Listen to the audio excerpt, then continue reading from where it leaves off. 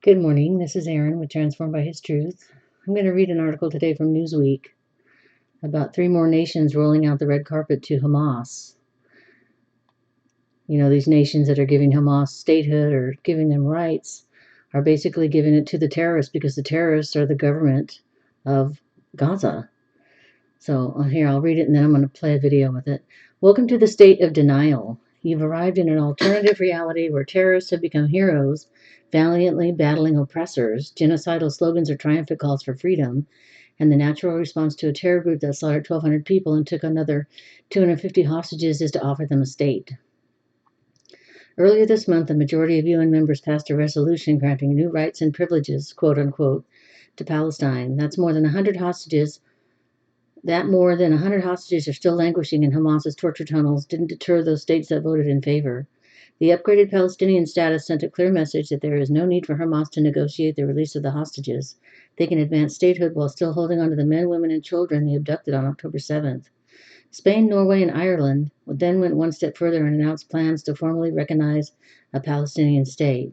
That decision came even though 2 of those nations had seen their citizens murdered or kidnapped by Hamas.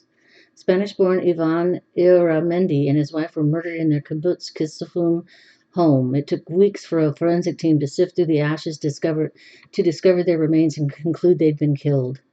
Then there was 9-year-old Emily Hand, an Irish-Israeli citizen who made worldwide headlines after she was abducted and taken to Gaza. When she was finally freed in November, Irish Prime Minister Leo Varadkar posted on social media, "An innocent child who was lost has now been found." She wasn't lost, she was abducted. She was lost, it was all a big misunderstanding. In the state of denial, a state that increasing numbers of European leaders call home, every atrocity, murder, torture, rape, and abduction can be placed in context as resistance against an oppressor in the name of justice, quote unquote, for a lot of that. That these atrocities could have horrifying downstream implications when they are perpetrated in Western nations is a problem for another day. In the state of denial, you don't trouble yourself with pesky questions like who would lead a newly found state of Palestine. There are currently 2 contenders. There's Hamas, an internationally designated terror organization that throws political opponents off roofs, hides military compounds under UN facilities, and has a charter that pledges to destroy Israel and hunt down every Jew. Or there's the Palestinian Authority, which a staggering 87% of Palestinians believe is corrupt, and which hasn't held an election in the West Bank in nearly 20 years. If they were to hold an election, Hamas would probably win, as evidenced by the fact that West Bank Palestinians overwhelmingly supported the October 7th attacks. Neither Hamas nor the Palestinian Authority have permitted the Palestinian people free speech, a free press, or individual liberties. When people in the state of denial march through the streets screaming "Free Palestine," it seems they will settle for a Palestine free of Jews. The European nations rally to proclaim a state of Palestine don't worry themselves about the peaceful character, stability, viability, or democratic aspirations of a new state. Nor do they seem bothered that the number 1 export of that new state would be terrorism. For Palestinian leaders, it's proven to be a lucrative venture. They frequently claim to be running out of money and can't afford to maintain essential government services, but they keep expanding the pay-to-slay program that financially rewards terrorists and their families. In the state of denial, one needn't be concerned that a future state of Palestine would become yet another forward operating base for Iran. The Iranian regime has already destabilized Syria, Lebanon, Iraq, and Yemen, but that didn't stop the UN from lowering its flag and observing a minute of silence following the passing of its president Ebrahim Raisi, who earned the moniker Butcher of Tehran for overseeing mass executions of political prisoners, and then went on to crush the women, life, and freedom protests. Iranian Supreme Leader Ayatollah Ali Khamenei proclaims that death to America is not just a slogan, it's a policy. But so what? Live dangerously is the motto of the state of denial. One doesn't sweat the small stuff in the state of denial. You go with the flow, even if that means regurgitating Gaza casualty figures produced by the Hamas-run Ministry of Health, even when they turn out to be wrong and revised to show 40 to 50% fewer deaths among women and children. Never recant. Double down. The UN blamed the bad numbers on the fog of war. Who would have suspected that mass murderers, mass abductors, mass torturers, and mass rapists would provide unreliable data? But that's just life in the state of denial, where terror is excused, hostages are abandoned, and inconvenient truths are dismissed. What could possibly go wrong? That's the end of the article. Oh, my computer's not cooperating. I want to put the video on real quick, but if it can get it to work.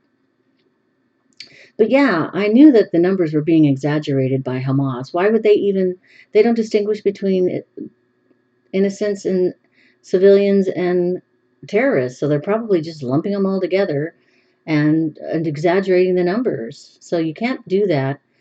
And people are listening to these numbers and these statements that are made by terrorists. They're not only that, they're chanting, you know, free Gaza, free Gaza. But what they don't realize is Gaza is led by terrorists. And that was by their own choosing. They put terrorists into their government a while back, and now they're unfortunately reaping what they sowed by not having any. They're not taking care of them. They're using them as human shields. They're starving them. They're raping them. It's terrible what they do to their own people. So anyway, let me play this video, and we'll go on after that. Yeah, let's put this up.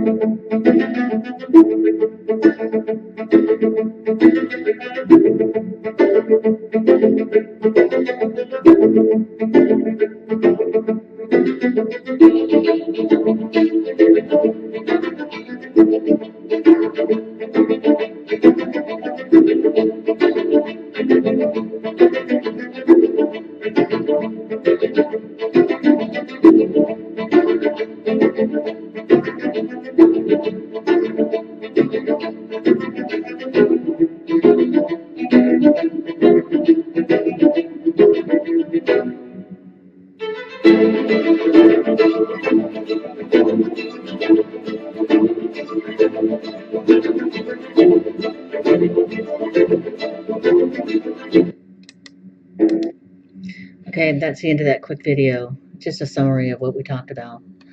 So,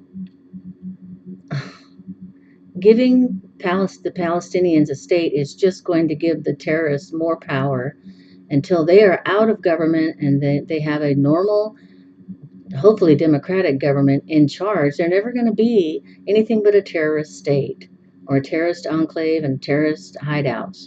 So trying to give them a Palestinian state is not going to make things better. Anyway, so that's the end of this video. I'm going to play a few more videos and do a couple more videos with other articles as well. I've got quite a few to do. So thank you for coming to my channel. I thank you for listening, and I hope you have a good day.